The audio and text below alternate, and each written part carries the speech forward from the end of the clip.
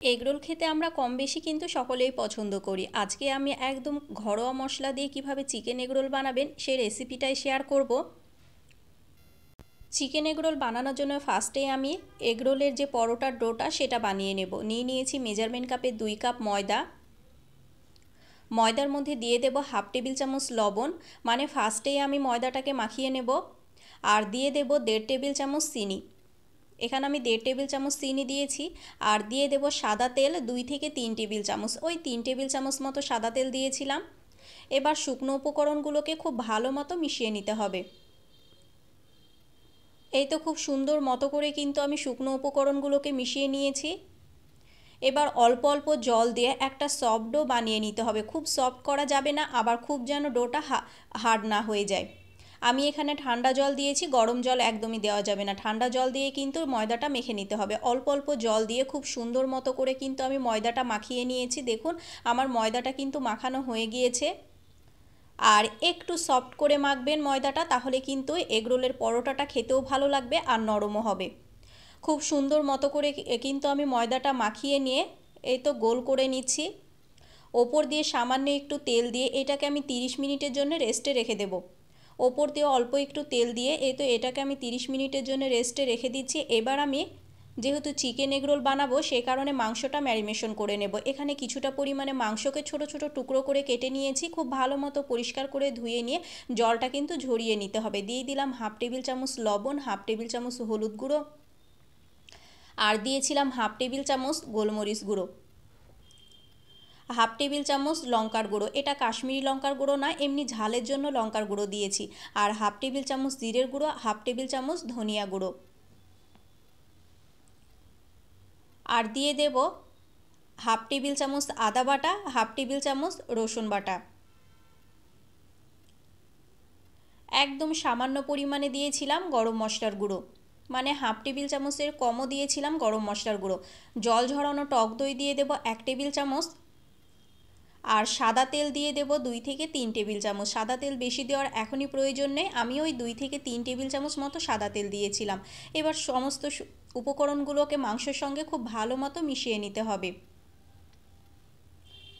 এই তো খুব সুন্দর মতো করে মিশিয়ে নিচ্ছি। এবার এটাকে ওই 5 মিনিটের মতো রেস্টে রাখলেই হবে, বেশিক্ষণ রেস্টে রাখার প্রয়োজন নেই। কিংবা আপনারা সঙ্গে সঙ্গে কিন্তু রান্না করে নিতে পারেন। আমি 5 মিনিট মতো রেস্টে রেখেছিলাম। 5 মিনিট পর একটা ফ্রাই প্যান নিয়েছি। ফ্রাই প্যানে দিয়ে দিলাম 5 থেকে 6 টেবিল চামচ সাদা তেল। তেলটাকে কিন্তু খুব ভালো মতো গরম করে নিতে হবে। তেলটা খুব ভালো মতো গরম হয়ে এলে ম্যারিনেশন করে রাখা মাংসগুলোকে দিয়ে দেব। এই তো মাখিয়ে রাখা মাংসগুলোকে দিয়ে গ্যাসের আঁচটা মিডিয়াম ফ্লেমে রেখে কিন্তু এগুলোকে 10 থেকে 12 মিনিট মতো রান্না করে নিলেই হয়ে যাবে। গ্যাসের আঁচটা হাই ফ্লেম করে দিয়ে রান্না করবেন না। গ্যাসের আঁচটা হাই ফ্লেম করে দিয়ে রান্না করলে কিন্তু মাংসটা খুব বেশি শক্ত হয়ে যায়, একটু চিমড়ে চিমড়ে ভাবটা চলে আসে, খেতে কিন্তু একদমই ভালো লাগে না। গ্যাসের আঁচটা মিডিয়াম ফ্লেম করে দিয়ে রান্না করলে কিন্তু মাংসটা খুব সুন্দর নরম থাকে আর একটা জুসি জুসি ভাব থাকে, খেতেও ভালো লাগে। এই তো গ্যাসের আঁচটা মিডিয়াম ফ্লেমে রেখে কিন্তু খুব সুন্দর মতো করে মাংসটাকে রান্না করে নিচ্ছি। আর এইভাবেই কিন্তু মাংসটা খুব ভালো মতো সেদ্ধও হয়ে যায়। আমার মাংসটা রান্না করা কিন্তু একদম কমপ্লিট। এইরকম করেই কিন্তু আপনাদেরকে নামিয়ে নিতে হবে, এর থেকে বেশি ভাজাও যাবে না আর রান্না করাও যাবে না। এই তো মাংসটা কিন্তু আমার রান্না হয়ে গিয়েছে। সমস্ত মাংসগুলোকে আমি তুলে নিচ্ছি।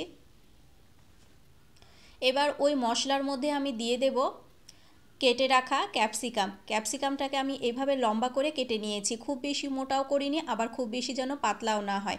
দুটো পেঁয়াজ আমি দিয়ে দেব, স্লাইস করে দুটো পেঁয়াজকে আমি কেটে নিয়েছি। আর দিয়ে দেব সামান্য একটু লবণ। এবার গ্যাসের আঁচটা হাই ফ্লেম করে দিয়ে কিন্তু এগুলোকে ভেজে নিতে হবে। গ্যাসের আঁচটা লো ফ্লেম করে দিয়ে ভাজবেন না, তাহলে কিন্তু পেঁয়াজ থেকে জল ছেড়ে দিবে, একদমই ভালো মতো ভাজা হবে না। গ্যাসের আঁচটা হাই ফ্লেম করে দিয়ে অল্প একটু ভেজে নিলে হয়ে যাবে। একদম কিন্তু যে ব্রাউন কালার করে ভেজে নেবেন সেভাবে ভাজতে হবে না। এই তো এভাবে ভেজে নিলেই কিন্তু হয়ে যাবে, মানে একটু চুপসিয়ে এলেই কিন্তু ভাজাটা হয়ে যাবে। পেঁয়াজ আর ক্যাপসিকাম ভাজা হয়ে গিয়েছে, আমি ওই দিকে তুলে নিয়ে আর এই দিকে এই তো ময়দাটাও কিন্তু আমার রেস্টে রাখা হয়ে গিয়েছে। কিচেন ফ্লোরে নিয়ে সামান্য একটু ময়দা নিয়ে কিন্তু আমি আবারও ময়দাটাকে খুব ভালো মতো মেখে নিলাম। ময়দাটা মেখে নেওয়ার পর আমি যে কটা এগরোল বানাবো সেই রকমভাবে কিন্তু আমি লেচিগুলো কেটে নেব। আর লেচিগুলো কিন্তু একটু বড় সাইজ করে কেটে নেবেন, যেহেতু এগরোলের পরোটাটা একটু বড়ই দেখতে ভালো লাগে। আর এই তো সমস্ত লেচিগুলো কিন্তু আমি সেমভাবেই কেটে নেব। এখানে বেশ কয়েকটা আমার লেচি হয়েছিল, এবার একটা তুলে নিয়ে আমি পরোটার আকারে বেলে নেব। একটু বড় সাইজ করে আর একটু মোটা করে কিন্তু বেলে নিতে হবে, আবার খুব বেশি যেন মোটা না হয়ে যায়। তবে এগ রোলের পরোটা কিন্তু একটু মোটা হয়, একদম ফেন্সি যে পাতলা করে নেবেন সেটা করা যাবে না। দেখুন আমি কিন্তু খুব সুন্দর মতো করে একটা বড় সাইজের পরোটা বানিয়ে নিয়েছি। আর এই দিকে কিন্তু আমি প্যানের মধ্যে এটা ভেজে নেব। আপনাদের কাছে যদি লোহার যে চাটুগুলো থাকে সেগুলো করে নিতে পারেন, সেগুলোতে ভেজে নিলেও কিন্তু খেতে বেশ ভালো লাগে।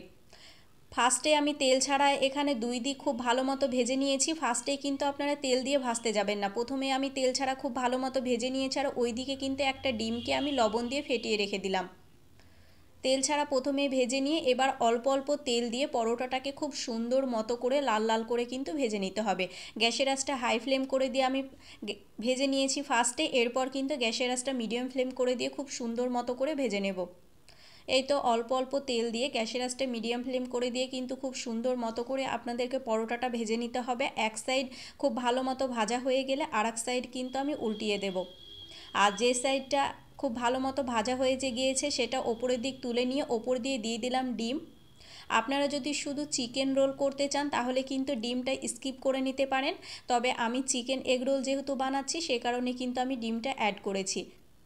পরোটাটা তুলে নিয়ে আপনারা ডিমটা এমনি ভেজে নিতে পারেন, তবে এভাবে পরোটার ওপর দিয়েও কিন্তু খুব সুবিধা হয়। প্রথমে ফার্স্টে ছড়িয়ে নিয়ে এই তো একটু কাত করলেই কিন্তু খুব সুন্দর মতো করে ওপর দিয়ে চলে আসে। খুব ভালো মতো করে পরোটার সঙ্গে কিন্তু আমি ডিমটা সেট করে নিলাম। এবার দুই দিক অল্প একটু ভেজে নিয়ে তুলে নেব। এক এক করে সমস্ত এগরোলগুলো বানিয়ে নিয়ে কিন্তু আমি লেয়ারগুলো ভেতরের যে যে উপকরণগুলো লাগবে সেগুলো করেছিলাম। এই তো আপনাদেরকে আরেকটা ভেজে দেখিয়ে দিলাম। সেমভাবে কিন্তু আমি আরেকটা এগরোলও রেডি করে নিয়েছিলাম। এক এক করে সমস্ত এগরোলগুলো আমি এভাবেই রেডি করে নেব। সমস্ত এগরোলগুলো কিন্তু বানানো হয়ে গিয়েছে, এবার ভেতরের লেয়ারিংটা করলেই কিন্তু হয়ে যাবে। ভেতরের লেয়ারটা করার জন্য ফার্স্টে আমি পেঁয়াজ আর ক্যাপসিকামের যে মিশ্রণটা বানিয়ে রেখেছিলাম সেটাই দিয়ে দিলাম। এর ওপর দিয়ে দেব মাংস। যেহেতু বাড়িতে এগরোল বানাচ্ছি আপনাদের মন মতো ইচ্ছে মতো মাংস দিতে পারেন। আমি কিন্তু বেশ অনেকটা পরিমাণে দিয়েছিলাম। আর ওপর দিয়ে দেব টমেটো সস আর green chilli sauce. Green chilli সসটা একটু কম রেখেছি যেহেতু আমার বাচ্চা খাবে, আপনারা আপনাদের পছন্দ মতো দিয়ে দিতে পারেন। আর ওপর দিয়ে দেব সামান্য একটু বিট লবণ আর অল্প পরিমাণে চাট মশলা। এখানে কিন্তু একটা মশলা করা যায়, সেটা আমি আর বানাইনি। সামান্য বিট লবণ আর চাট মশলা আর দিয়ে দিলাম লেবুর রস। এই তো ব্যাস, আর কোনো উপকরণে লাগবে না। এবার বাড়িতে থাকা পেপার দিয়ে আপনারা এইভাবে মুড়ে নিলেই কিন্তু চিকেন এগরোল একদম রেডি। তাহলে কতটা সহজভাবে বানানো যায়। বাড়িতে বানালে আমাকে অবশ্যই কমেন্ট করে জানাবেন কেমন হয়েছিল, আর আমার এই চিকেন এগরোলটা বানানো কেমন হয়েছে সেটা জানাতেও কিন্তু ভুলবেন না।